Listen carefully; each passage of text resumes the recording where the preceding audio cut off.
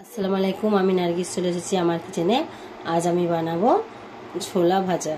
তো আজ নতুন এক ধরনের ছোলা ভাজা বানিয়ে আপনাদের দেখাবো।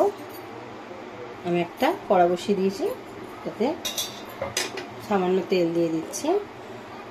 অল্প তেল দিয়ে আমি করব ফ্রাইটা। তো তেলটা কিছু সময় জন্য গরম হতে ছেড়ে দিই। তো তেলটা গরম হয়ে গেছে, আমি প্রথমে এতে দিয়ে দেবো পেঁয়াজ কুচি, কাঁচা লঙ্কা কুচি,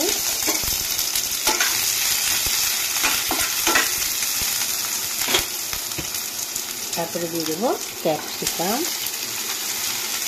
এগুলোকে হালকা করে ভেজে নেব।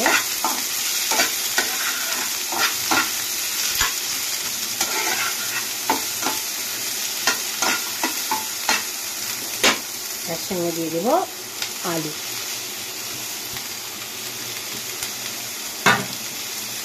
আর দিয়ে দেবো ছোলা।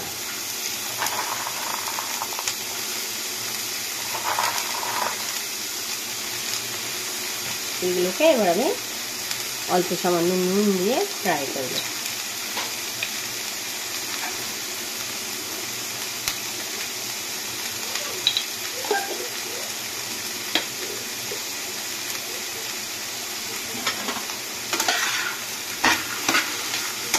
গ্যাসের ফ্লেমটা হাই করে দিলাম, দিয়ে এগুলো ভাবে নাড়াচাড়া করে ভেজে নেব।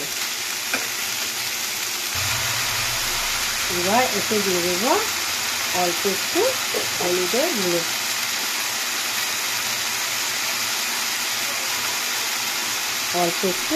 গুঁড়ো, দিয়ে দিলাম। আর কিছুই লাগবে না। এবার এগুলোকে ভালো করে ফ্রাই করে নেব।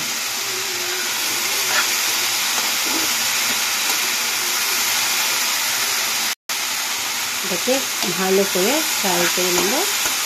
তো ছোলাটা একটু সেদ্ধ হওয়ার জন্য একটু আমি এতে 5 মিনিটের মতো ঢাকা দিয়ে দেবো। এটাকে ঢাকাটা খুলি, আবারও এটাকে ভালো করে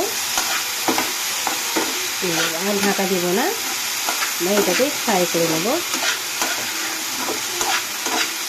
আমি ক্যাপসিকাম, আলু আর কাঁচা লঙ্কা, পেঁয়াজ দিয়ে এই ছোলাটা ফ্রাই করছি, না সেদ্ধ করে নিয়ে আর কি। একটু ঢাকা দিয়ে দিলাম, অল্প ঢাকা দিয়ে দিলাম, হয়ে গেল।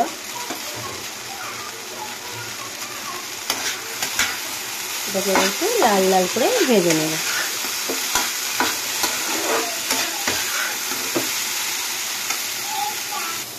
তো আমার ছোলা ভাজাটা পুরোপুরি রেডি হয়ে গেছে। তো আমার ছোলা ভাজাটা একেবারে রেডি, পরে ভাজা হয়ে গেছে। ছোলা আলু ভাজা একসঙ্গে ক্যাপসিকাম দিয়ে। তো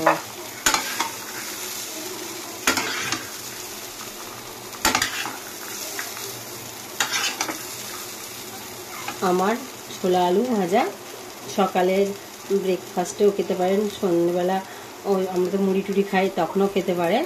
তো দেখুন আমার ছোলা আলু ভাজাটা একেবারে রেডি। তো আপনার যদি আমার রান্নাটা ভালো লাগে, আপনারা যদি নতুন হয়ে থাকেন তো আমার চ্যানেলটা সাবস্ক্রাইব করে দেবেন, আর লাইক করবেন, শেয়ার করবেন, আর কমেন্টে জানাবেন কেমন হয়েছে। আজকের মতো এতটাই। আপনারা ভালো থাকুন, সুস্থ থাকুন, আর খোদা হাফেজ।